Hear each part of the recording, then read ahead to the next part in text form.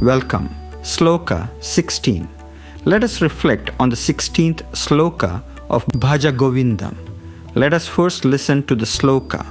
Agre Vahanihi Prishte Bhaanuh Ratrau Chubuka Samarpit Januh Karatala Bhikshaha Tarutala Vasaha Tadapina Muncha Tyasha Pashaha. The 16th Sloka presents one of the most striking lessons in the entire Bhaja Govindam. Adi Shankaracharya describes the life of a renunciate. He paints a vivid picture. The ascetic warms himself with a small fire in front while the sun shines upon his back. He has no comfortable home.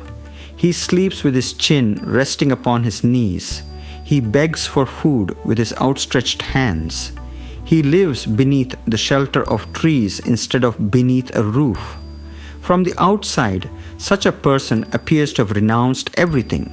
No wealth, no possessions, no luxury, no worldly comforts.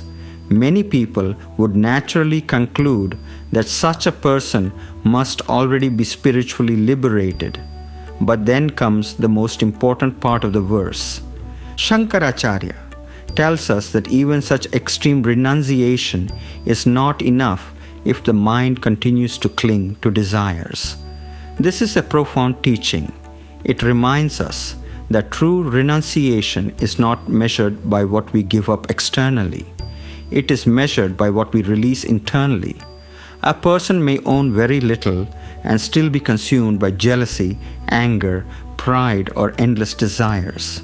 Another person may live with a family, work honestly, fulfill responsibilities, and yet possess a calm, detached, and peaceful mind.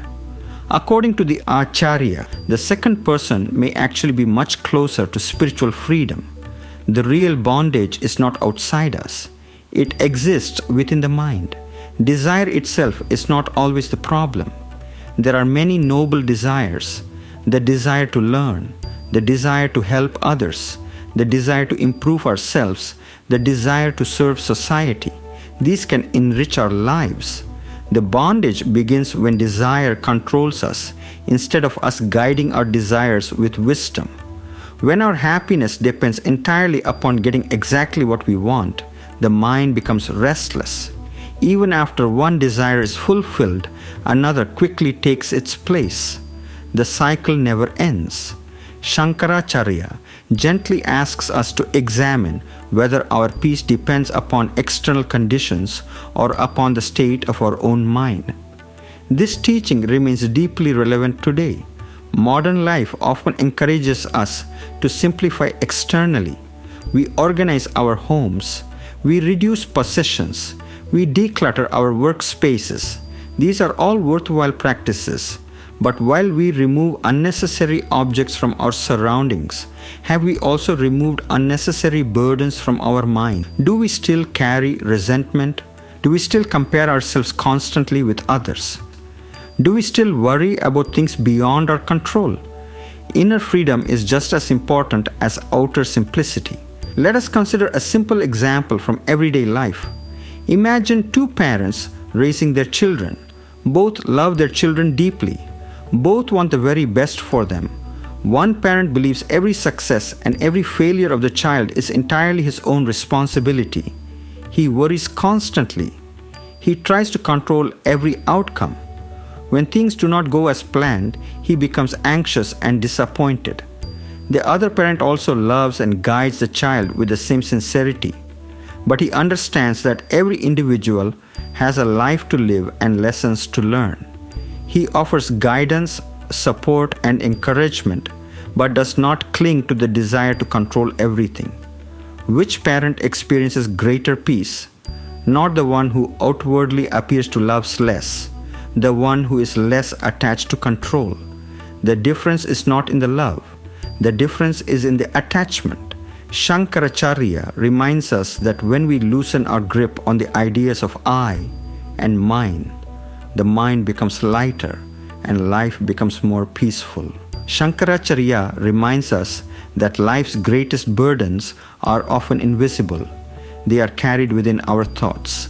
When we gradually release excessive attachment, unnecessary worry, pride, and selfishness, the mind becomes lighter. Peace begins to arise naturally. This does not require abandoning our homes or our responsibilities. It simply requires changing our relationship with the things we possess.